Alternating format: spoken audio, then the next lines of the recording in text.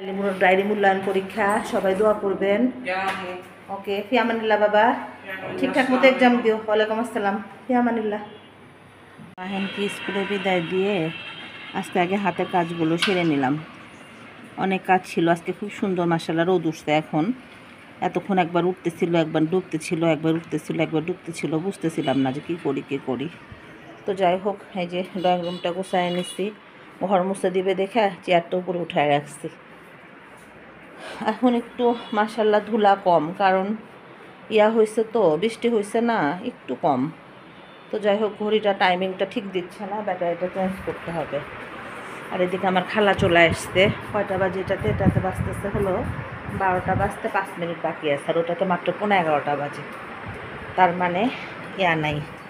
মাহিনের রুমটাও গোছানো হয়েছে মোটামুটি। মাহিনের পিঙ্ক কালার চাদর, যেটা মাহিন মোটেও পছন্দ করে না, আমি পেরে রাখি। আর এই যে বাইরে কাপড় চোপড়ের অবস্থা, আর গাছগুলো না বৃষ্টির কারণে সব এদিকে দিয়ে রাখছি, যাতে ওই বৃষ্টির পানি পড়ে পুরা বারান্দা মানে কাদা কাদা হয়ে যায়, ভালো লাগে না। 2-3টা টপে গাছ লাগাইতে হবে। কে যেন আসলো, অনেক বেল টিপতেছে। কে? অন্যটাকে পরে নি। ও আমার আব্বা আসছে।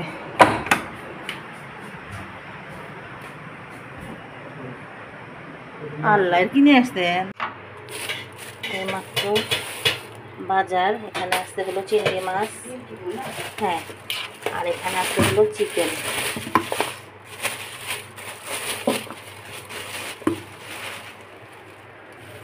মাই গড, 1, 2, 3, 4টা। আর এখানে হলো চিংড়ি মাছগুলো রাখতে হবে। আর এখানে হতেছে হলো খালার ঢেঁড়স কাটা। এখানে মনে হয় ভাত হয়ে গেল খালার। এই যে কে বলবে মিথ্যা কথা, না হয় নাই না খালা, আরও সময় লাগবে।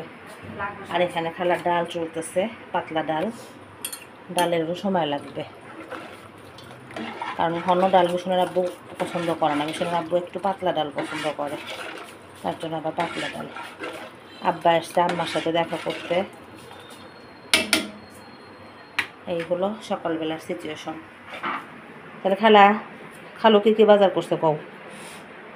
খালু বাজার করে না, বাজার করি আমি। তুমি বাজার করো না? আমার মতো। এখন আমার বাজার তো আবার তুমি করা শুরু করছো।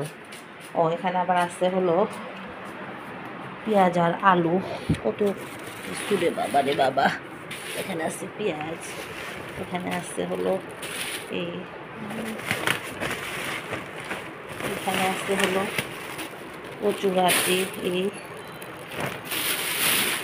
এখানে আছে হলো বেগুন আর ঢেঁড়স, পেঁপে। এত সবজি তো রাখারই জায়গা নাই আমার বাসায়, ডিপ ফ্রিজ নাই, কিছু নাই। পটল, কাঁচামরিচ আর হলো আলু, পেঁয়াজ। খালা ঠিকঠাক মতো সব রাখা যায়ও, তাহলে ঠিক হবে। এই হলো রান্না বান্নার সিচুয়েশন। আর এখানে মিশর আব্বু একটু ঘুমাচ্ছে। এখন বাজে হলো 12:15। হচ্ছে হলো ঢেঁড়স ভাজি। খালা ফ্রিজে লেবু আছে না? না, লেবু তো সব কেটে ফেলছো না? সেদিন লেবু সব কেটে ফেলছো না? এই যে একটু লেবু চিপে দিলে তাহলে তোমার ইয়াটা আর হয় না।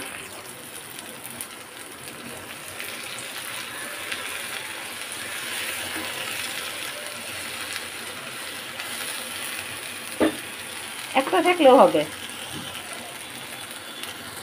ঢেঁড়স ভাজি আমার সাহেবের খুব পছন্দ, আম্মারও পছন্দ।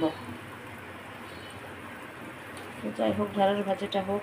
লেবু চিপে দিচ্ছি। লেবু চিপে দিলে ঢেঁড়স ভাজিটা খেতে খুব টেস্ট হয়, আর একদমই পিছলা ভাবটা থাকে না। তারপরে যারা ঢেঁড়স ভাজি করবেন, ঢেঁড়স ভাজি করার সময় অনেকে একটা দেয়, অনেকে জাস্ট হাফ ফালি দেয়, দিলেই হলো। দিলে দেখা যায় ঢেঁড়স ভাজির টেস্টটাও অনেক ভালো আসে। ঢেঁড়স ভাজির পর হচ্ছে হলো ডিম ভুনা। আজকে সব হলো গ্রাম বাংলার ঐতিহ্যবাহী খাবার মানে গ্রামের মানুষ সুন্দর মেহমান গেলে ডিম ভুনা করতো আগে, এখন আর করে না, কারণ এখন তো ঘরে ঘরে ব্রয়লার মুরগি, ঘরে ঘরে ফ্রিজ, আগের সাথে তুলনা করলে হয় না, তাই না খালা? আগে মানুষ মানে গ্রাম গেলেই ডিম ভুনা করতো, তাই না খালা? ডিম ভুনা, ডিম ভাজি কেটে নেবে এখন না পরে? খালা এখনো বেগুন ভর্তা করবে। এখানে যেন কি সেদ্ধ দিচ্ছে, আমার খালা সুন্দর একা একাই ফাইন সব করতে পারে আলহামদুলিল্লাহ। আমাকে জিজ্ঞাসা করো, আমার একবারে পছন্দ না, কারণ আমি রান্নার ডিপার্টমেন্ট নিতেই চাই না। এই আর এই যেখানে বেগুন কেটে রাখছে সেটা আবার ভাজি করবে, অনেক কাজ আমি ডিস্টার্ব করতেছি। আর রান্নাঘরের বিধ্বস্ত অবস্থা, খালার দেরি হবে দেখে পুরা ঘরটা আমি মুছে নিছি ঝকঝকে চকচকে করে। ঘর মুছতে আমার কোনো সমস্যা হয় না। আর এখানে মাহিনের পা দেখা যাচ্ছে, পুরোপুরি দেখানো যাবে না, মাহিন রেগে যাবে। তো যাই হোক, এখন চলে যাবো আমি গোসলে। এখানে অলরেডি খালা ভাতও দিয়ে দিছে। খালার ডিমান্ড, খালাকে আর একটা ভাতের পাতিল কিনে দিতে হবে ছড়ানো। আমার অনেক সুন্দর সুন্দর মানে আছে ভাত রান্না করে, নন স্টিকের, স্টিলের, কিন্তু খালার এগুলো পছন্দ না। খালার টিনের পাতিল লাগবে তো লাগবেই।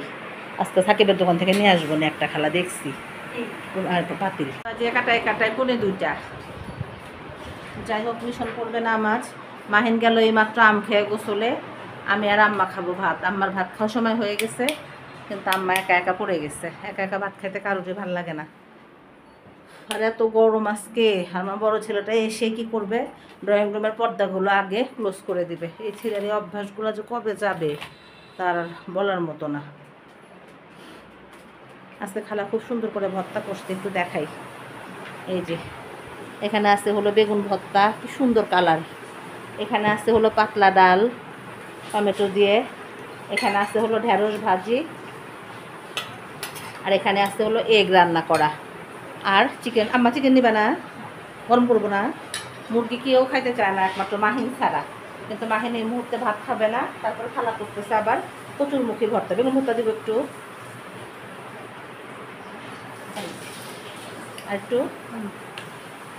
তো যাই হোক, আমি আর আম্মা ভাত খাই। আর সবার একটু একটু করে দেরি হবে, একটু দেরি মানে বেশ ভালোই দেরি হবে, কারণ মাহিনের বাবা এই মাত্র আম খেয়ে নিচ্ছে। এই যে শিরিন খালা নিয়ে ভালো করে দেখাই, অফ ক্যামেরায়, ব্যাক ক্যামেরায়, সরি।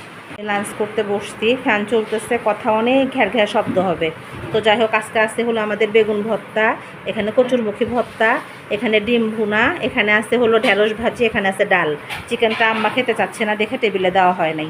এই হলো আমাদের দুপুরের আয়োজন। শুভ দুপুর সবাইকে।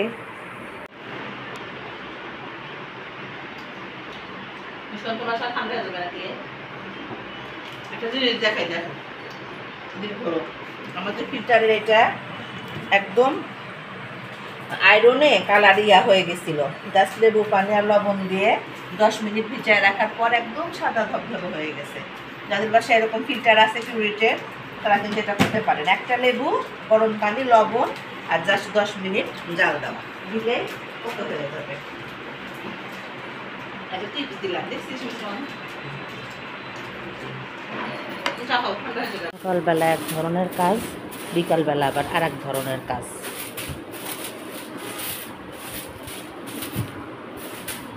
যে আম্মা তার নাতিনের সাথে বসে বসে গল্প করতেছে। যতবার নামাজ পড়া হবে ততবার জানামাজগুলো কেউ একটু গোছায় রাখবে না, রাখার সময় এলোমেলো করে রেখে দেবে। এই হলো অবস্থা। চা খাওয়া ঝামেলা শেষ, এখন জাস্ট এই ঘরের চাদরটা একবারে ফিকে হয়ে গেছে। এত ধুলে কি আর চাদর থাকে, খালি ধোয়া ধোয়া ধোয়া। আর যে যতই বলুক সার্ফ এক্সেলে পরিষ্কার হয় ঠিক আছে, কিন্তু কালারও কিন্তু আবার সেরকমভাবেই চলে যায়। ইদানিং না মানে চাদরের সাথে করে যে বালিশের কাপড়গুলো পাল্টাবো, এটা করার মতো ধৈর্য আমার থাকে না, ধৈর্য হারা হয়ে যায়। সব বোঝাবে একটু বাইরে, আমাকে দেখাই নেই।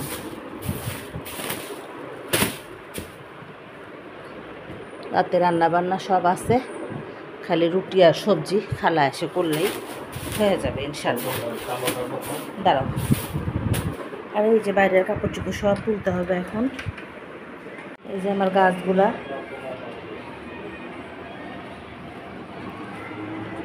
সব তুলে ফেলি, হ্যাঁ প্রেশারটাও দেখাইতে হবে আমার, আজকে সব শুকায় গেছে। হ্যাঁ